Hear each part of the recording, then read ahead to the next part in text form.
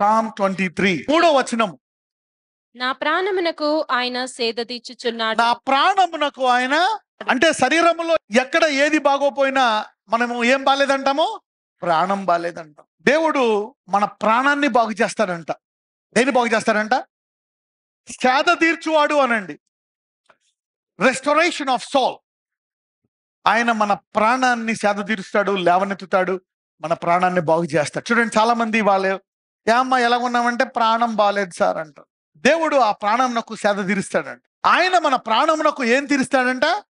సేద తీరు. ఇంగ్లీష్ లో చూస్తే హీ రిస్టోరెత్ మై సోల్. సోల్ అంటే ప్రాణం. ప్రాణం అంటే ఏంటి? ఆత్మ శరీరము కలిసే దాన్ని ఏమంటారు? ప్రాణము. ఆత్మ శరీరము విడిపోతే ఏమంటారు? మరణము. సో ప్రాణం బాగోలేదంటే కలిసే ఉంది, చనిపోలేదు, కానీ ఎక్కడో ఆత్మలో ఏదో లోపం. ఆత్మలో లోపం వల్ల శరీరములో లోపం. హీ రిస్టోరెత్ మై సోల్ అంటే ఎలాగా ఆయన ఆత్మను తిరిగి బాగు చేయవాడంట. 84వ కీర్తన 4వ వచనం. నీ మందిరమునందు నివసించువారు ధన్యులు, వారు నిత్యము నిన్ను స్తుతించుదురు. నీ మందిరమందు నివసించువారు ధన్యులు, వారు నిత్యము నిన్ను స్తుతించుదురు. వారు నిత్యము నిన్ను స్తుతించుదురు. అంటే ఏంటి? కష్టాలు రావా? బాధలు రావా? వస్తాయి. ఇబ్బందులు ఉండవా? ఉండొచ్చు. కానీ వాళ్ళు ఏం చేస్తారంట? స్తుతిస్తారంట. అంటే ఏంటి? ఆ మందిరంలోనే ఉండి ఒక్కొక్కసారి అపవాది ఏం చేస్తారంటే, ఈ దేవుడే నీకు ఇచ్చాడు ఈ రోగం, ఈ దేవుడే కలిగజేశాడు, ఈ దేవుడే చేశాడు, ఎలక గుడికి, ఎలక దేవుడు నమ్మక, ప్రార్థించక, బైబిల్ చదవకని వ్యతిరేకమైనటువంటి స్వభావం సృష్టిస్తాడు మన మనసులో. అయినప్పటికీ నువ్వు ఆయన విశ్వాసంలో ముందుకెళ్ళిపోతున్నావు అనుకోండి, దేవుడు నీ బాధను, నీ వేదనను తీసివేసి దాన్ని స్వస్థపరిచి మళ్ళా నిన్ను కొత్త బలమిచ్చి నూతన స్థాయిలో పెట్టి నీ నోట్లో ఆయనకు స్తుతి పెడతాడు. He will make you worship again. అందరూ చెప్పండి, నేను స్తుతించడానికి సిద్ధముగా ఉన్నాను. చూడండి, మనిషికి కష్టం వచ్చినప్పుడు, బాధ వచ్చినప్పుడు దేవుడు కష్టాన్ని, బాధను తీసేసి మళ్ళా నిన్న స్థాయిలో పెట్టడు. నీకు ఇంకొంచెం ఎక్కువ బలం ఇచ్చి ఇంకా పై స్థితిలో పెడతాడు. So restoration in Jesus is always at a new level. నీకు ఏదైనా బాధ వచ్చి పడిపోయిందా, తర్వాత నిన్ను కొత్త స్థాయిలో పెడతా, అది కూడా చూస్తాను. ఓకే, అందరూ చెప్పండి, నాకు ఎన్ని బాధలు వచ్చినా నేను ఆ విశ్వాసాన్ని విడిచిపెట్టను. అపవాది ఎన్ని చెప్పినా, మనుషులు ఎన్ని చెప్పినా, నేను నా విశ్వాసాన్ని గట్టిగా పట్టుకుంటాను. ఎందుకంటే నా అంగలార్పును, నా వేదనను, నా కన్నీటిని ఆయన తీసివేసి నన్ను బాగు చేసి నేను మళ్ళా స్తుతించేటట్టు చేస్తాడు. విశ్వాసులందరికీ ఇది సువార్త. This is valid for every faith believer. 86వ కీర్తన 5-7. ప్రభువా, నీవు దయాళుడవు, క్షమించుటకు సిద్ధమైన మనసు గల. కానీ చూడండి, మన దేవుడు దయాళుడు. ఎప్పుడైతే కొత్తగా జన్మిస్తావో నీవు బలం పొందుకునే వరకు కొన్నిసార్లు పడతా ఉంటావు. పడిపోయినప్పుడు దేవుడు నిన్ను విడిచిపెట్టాడు. చాలా సార్లు అనుకుంటాం మనం ఏదైనా చేస్తేనే మనకు బాధలు వస్తాయని. నువ్వేం చేయకపోయినా కూడా కష్టాలు వస్తాయి. నీవు నీతిగా ఉంటే ఇంకా కష్టాలు ఎక్కువ వస్తాయి. విశ్వాసము కానిది ఏంటంట? పాపం. కొన్నిసార్లు నువ్వేం చేయలేదా, మంచిదని తెలిసి ఆ మంచి చేయకపోవడం కూడా ఏంటంట? పాపం. అందుకనే ఒకవేళ సైతానుడు నువ్వు తప్పు చేసావు అందుకే వచ్చింది, నేను క్షమించను దేవుడు అని చెప్తున్నాడా? ఆయన దయాళుడు, క్షమించుటకు సిద్ధంగా. ఎప్పుడైతే నువ్వు వచ్చి నాయనా అని ప్రార్థిస్తావో ఆయన క్షమించడానికి సిద్ధంగా ఉంటాడు. అందుకే ఏదైనా ఆపు గాని ప్రార్థన ఆపుద్దు. అందరూ చెప్పండి, నేను ఏదైనా ఆపుతాను గాని ప్రార్థన ఆపను. నీవు దయాళుడవు, క్షమించుటకు సిద్ధమైన మనసు గలవాడవు, నీకు మొర్రపెట్టు వారందరి ఎడల కృపాతిశయము గలవాడవు. ఎవరి పట్ల అంట? మొర్రపెట్టువారు. మీరేం చేస్తున్నారు? ఆయనకు మొర్రపెడుతున్నారు. మిమ్మల్ని అందరినీ ఆయన క్షమించి బాగు చేస్తాడు. అందరూ చెప్పండి, యేసయ్యా నన్ను విడిపించు.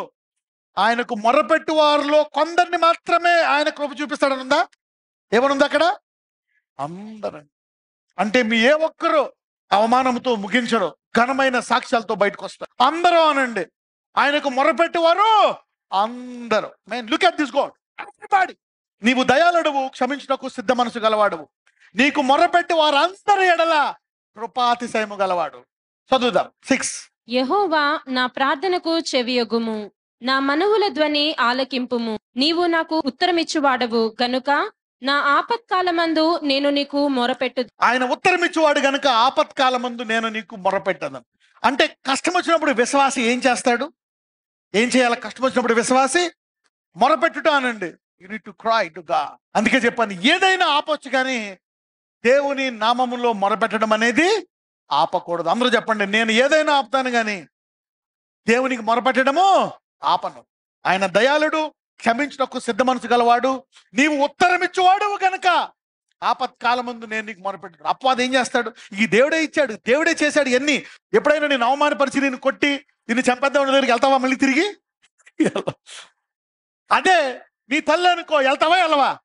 నిన్ను కొట్టేసింది, చిన్న కొట్టేసింది, ఏదో పొరపాటు చేసావు, అన్నం పెడతాదా? బాగు చేస్తుందా? అలాగే ఆ తల్లి కంటే గొప్ప ప్రేమ కలిగిన వాడు నువ్వు పరిగెట్టుకెళ్ళాలి ఆయన దగ్గరికి. అందరూ చెప్పండి, నా యేసయ్య నాకు ఉత్తరం ఇచ్చేవాడు కనుక నా వ్యాధి నా కష్టమందు నేను మొరపెడతాను. You need to call, he will forgive you and restore you. 86వ కీర్తన 12 నుంచి 13.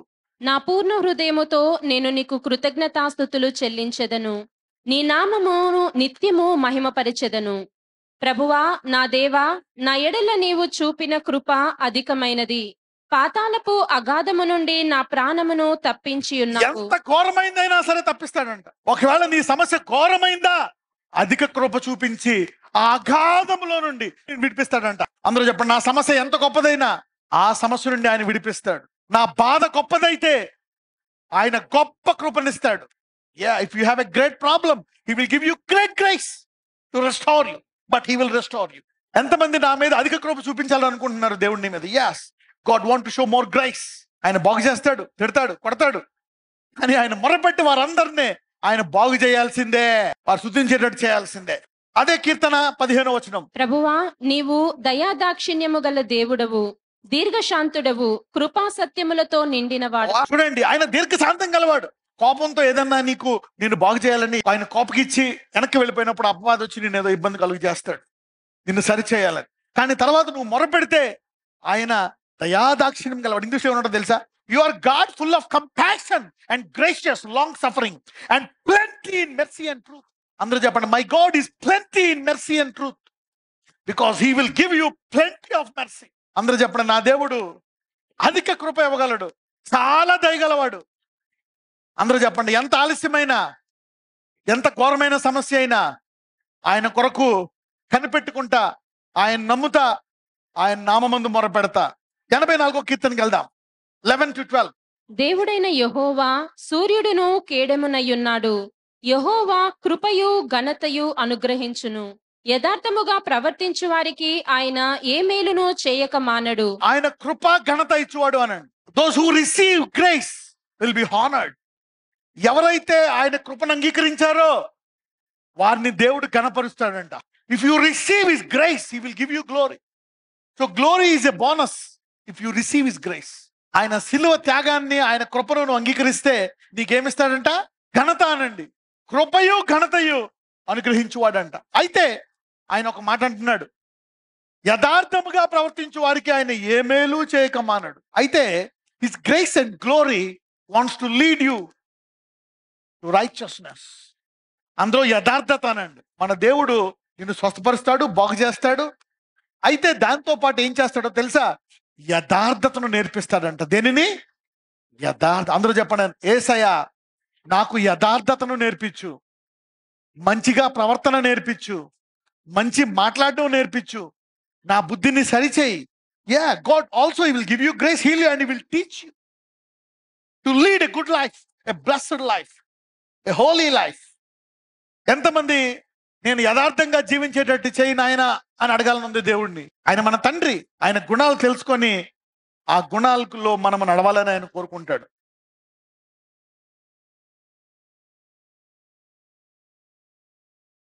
నాజరేయుడైన యేసయ్య నీ బిడ్డలను దర్శించండి, వారెక్కడున్నా నీ గాయపడిన హస్తముతో వారిని తాకి స్వస్థపరచండి.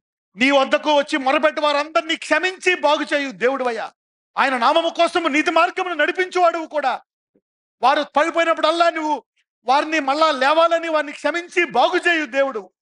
లేవలేని స్థితిలో ఉన్నారో, హాస్పిటల్లో ఉన్నారో వాళ్ళని తాకండి. Lord, touch and heal them now. Wherever they are, visit them. వారిని ముట్టి స్వస్థపరచగల దేవుడు. Heal them, deliver them and make them whole. స్తుతించి నీకు ఇంకా సన్నిహితమయ్యే కృప వారికి దయచేయమని నా ప్రార్థిస్తున్నాము తండ్రి. ఆమేన్.